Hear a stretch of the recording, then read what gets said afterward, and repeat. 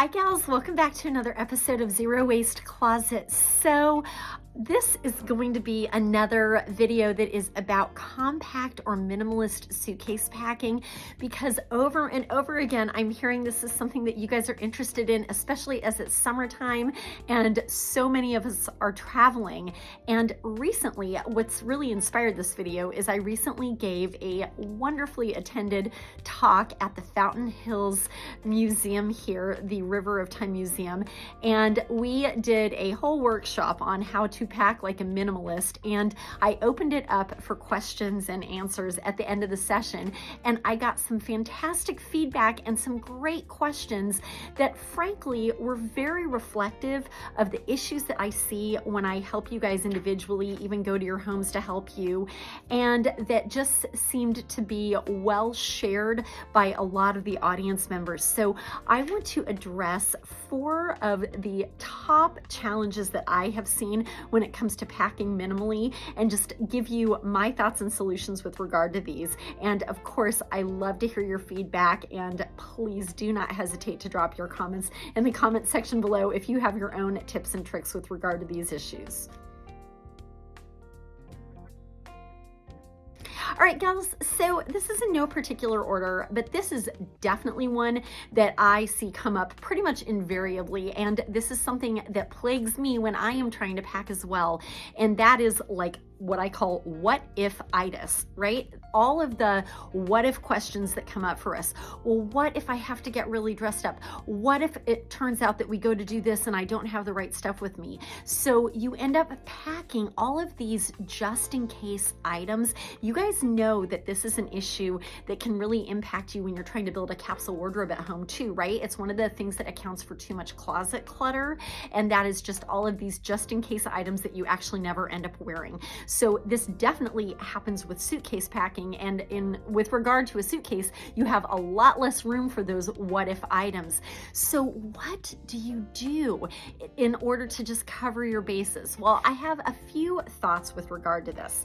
Number one may seem ridiculously obvious, but in my own case, I can't tell you how many times I've actually just not abided by this, and that is really nail down what your itinerary is to the best of your abilities. So when you're going somewhere, if there is somebody that is in charge of planning, maybe it's yourself, and if it's yourself, you probably don't have as much what if-itis, but if it's somebody else in charge of the trip, then try to get in touch with that person to get as much clarity as you can on the itinerary. And this has happened to me so many times, like when we're traveling with my dad, we usually go on a summer vacation with him, and he and my stepmom make all of our dinner plans. Well, in the past, I've always brought all of this stuff just in case we have like a really dressy dinner out, or we go to a really nice restaurant, or just in case my dad decides that he wants to go hiking and bring me with him. Maybe I should also bring like my hiking boots and outdoor gear.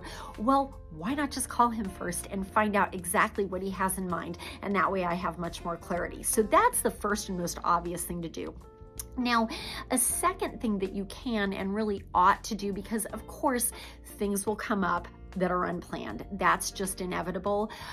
Instead of bringing a bunch of just in case outfits, bring just a couple of just in case items, and make those items things that are extremely transitional and multitasking, that there is a good possibility that you're going to wear, but like if you're worried you're going to need to get dressed up, make sure there are things that can really elevate an outfit. So a couple of examples might be like a nice blazer that would be great over jeans during the day, but of course can really elevate your look at night. Kimonos are one of my favorites. Kimonos are so lightweight, they're so easy. You can throw them over a swimsuit, but they definitely can add elegance to an outfit in the evening.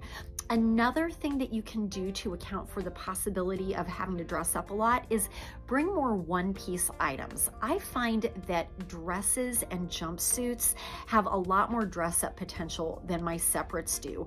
They're much easier with just a quick change of jewelry and a different pair of shoes. I can really bring the look up a notch. So more one-piece items. Another idea that takes up no space at all is throw in a few blingy pieces of jewelry, maybe a really great blingy necklace or some great oversized blingy earrings. And by simply popping those things on, you dress the look up.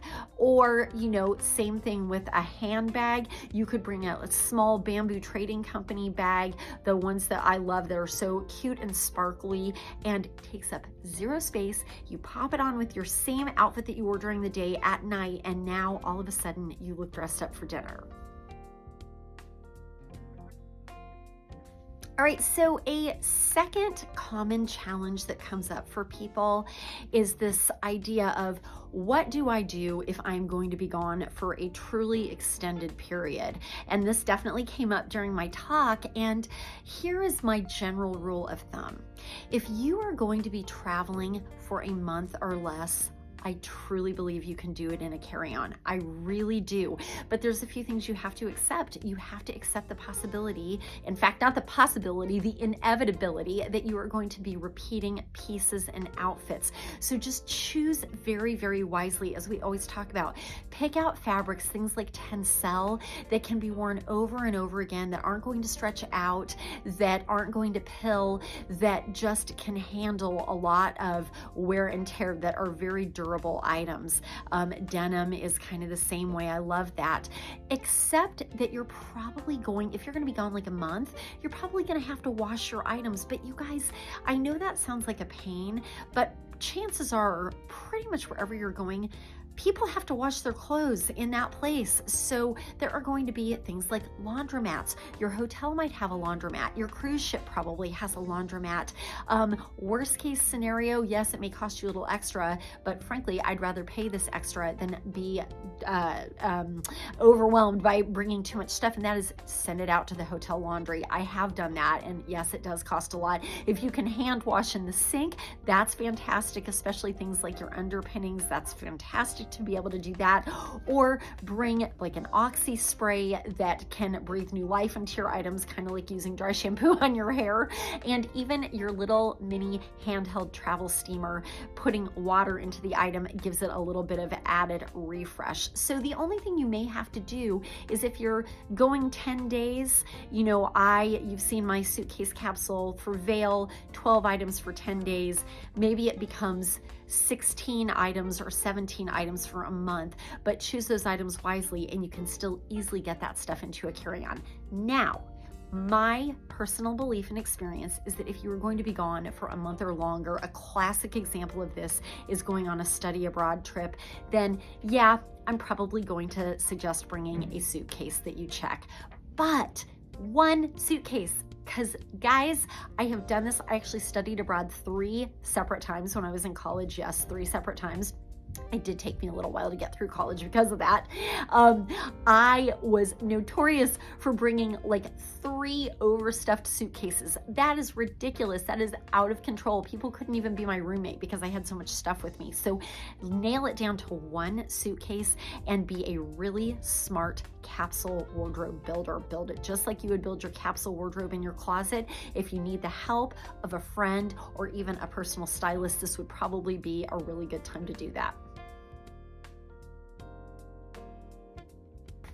A third question that came up during my talk that I get regularly from people is, how do you actually build a color story for a capsule wardrobe or a suitcase capsule? That's a term, color story, that not everybody is really familiar with. And just a little tiny interesting background on this.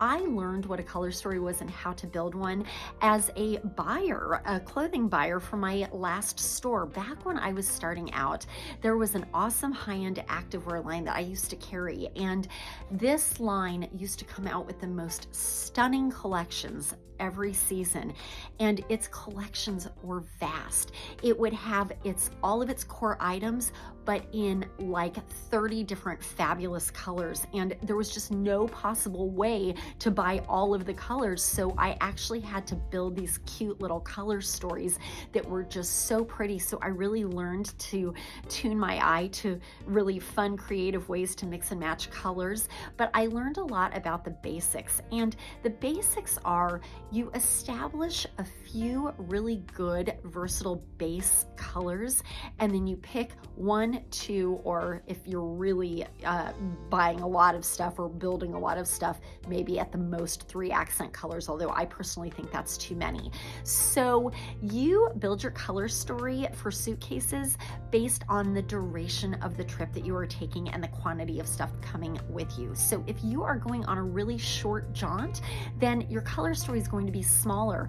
It could be like my Veil travel capsule for 10 days had 3 base colors and 1 accent color. If you're going away for a longer period of time, you could do like 3 base colors and 2 accent colors. And I would suggest stop there. By building a color story, you are really helping. What is even the point of this? Well, a few things. You are making it really easy for everything in your capsule to mix and match with each other, so you've got so much more outfit potential that way. You guys see I have notes. There's so much information here, I didn't want to forget anything. But you've got so much mix and match potential if everything is part of the same color story. The other nice thing with building a color story is it gives you some very clear, very strict criteria to stick by, so that it helps you rule out all of the other clothing items that you possibly love, but that just don't match your color story. So it makes making choices much easier. Just a general little rule of thumb when it comes to what colors you're going to pick, obviously stay within your personal color palette. If you haven't had color analysis done for yourself, I highly suggest that. But even if you haven't, most of us have a pretty good idea of the colors that look good on us and those that don't. So obviously stay within flattering colors. But in general, I like my base colors to really generally consist of good neutrals. So things like black and white, or navy and white, navy, white and brown, black, white and tan, really good mix and match neutrals. And then your accent colors tend to be things that are a little bit more fun. In my Veil case, it was it was black, white, and blue or denim for the base, and then red was my accent. Play around, have fun with this, and of course, use what you already possess in your closet. And the last common challenge that I want to talk to you guys about has to do not with clothing, but it comes up all the time when I am talking to people, and that is toiletries.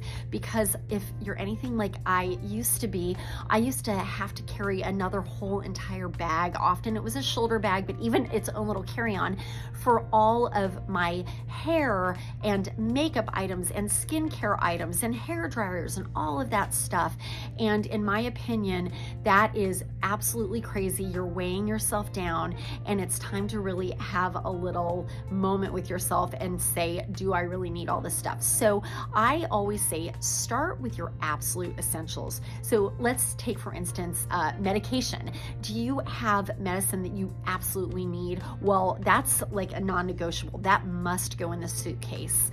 For me, kind of related to that, something I consider a non-essential, and this is personal to everyone, so I'm not trying to preach to you guys, but for me, vitamins are a non-essential. I take my vitamins every single day, but you know what? For something like a 10-day jaunt, I am leaving my vitamins at home. They take up extra space. You could also pre-portion them out and put them in a little Ziploc bag. That's another possibility, and that takes up almost no space. But for me, I'm actually just willing to let it go for 10 days, and I'll resume when I come back. I mean, I lived for years without them. I'll probably be fine for 10 days. So then I move to things like hair care. Okay, so this is another one. You kind of just have to ask yourself, how important is it to be absolutely perfect while you're gone? Well, I have really pinned down the hair care that I like for myself, the shampoo and conditioner that I absolutely love, and I even use after shower hair products where I've got like 2 or 3 different ones I like to use to shine my hair, to scrunch my hair. But when we're traveling like this, I am content to use the hotel shampoo and conditioner, and I pick one product, like after shower product that I like, and that'll be the one I bring with me. And if my hair isn't absolutely perfect every day, I can live with it. It's okay. And frankly, I'll just bring a few rubber bands so I can pull my hair back if need be, or maybe a headband that I can throw in, some nice little solutions like that. But be willing to not have everything be perfect. And of course, never forget the hotels. I don't care what level of hotel you're staying in, they almost always have hair dryers. So you probably don't even need to bring any heat styling devices with you if you're lucky. Okay, so then what about things like skincare? Exactly the same rules apply for me. You know, skincare routines can get really, really elaborate. I've got my morning moisturizer, my evening moisturizer. I've got a couple of different serums. I even have a little micro needling roller that I love to use. You know what? In my case, unless you have like severe skin problems that really, again, I consider that an essential to bring those products. But in my case, my skin's pretty normal. I'm gonna bring the basics, and you know what? The serums can wait until I get home. I'm gonna bring one moisturizer that is totally fine day and night. Sorry, I hope I am not offending estheticians and dermatologists. Again, if you've got skin problems, that's like a different story. But in general, yeah, it's not my premium skincare routine, but I think I'll be fine for like 10 days, and it really reduces the load of what I'm bringing with me. And then finally, on the makeup front, again, exactly the same thing. I love to play with eyeshadows. I have multiple shades of lipsticks, a few different colors of blush, but you know what? For the trip, one eyeshadow palette, one eyeliner color, and yes, believe it or not, one lipstick color that I absolutely love that will pretty much go with my entire color story, right? So my color story involves a red accent, so I'm bringing my red tinted lipstick and one blush color, and that is it. And voila, the suitcase is now down to a minimum. Gals, as always, I always say I hope this provided you with some inspiration, and I just really want to empower you to try to pack minimally, especially if you've never done it before. I seriously promise you it will be life-changing. It will be hard to go back to your old ways if you're a chronic overpacker once you've tried doing this. And just know there are usually solutions for all of your questions and all of your challenges. If you guys have anything that I didn't address that's really plaguing you when you're trying to pack minimally, please drop your thoughts in the comment section below here, or feel free to send me an email to lisa@shopchillstyle.com. As always, I encourage you guys to come in here and see us in our Fountain Hills boutique store here at Chill Boutique, or if you're not able to do that and you need to do a little shopping, make sure to jump online to www.shopchillstyle.com. If you guys liked this week's video and you love this kind of topic and content, please make sure to give it a thumbs up. It really helps this channel. And as always, I will keep reminding you, if you haven't already, make sure it's totally free to do so. Just hit that little subscribe button here, and that way you guys get notifications whenever new videos come out, which is pretty much every Monday. I look forward to seeing you guys in the next one.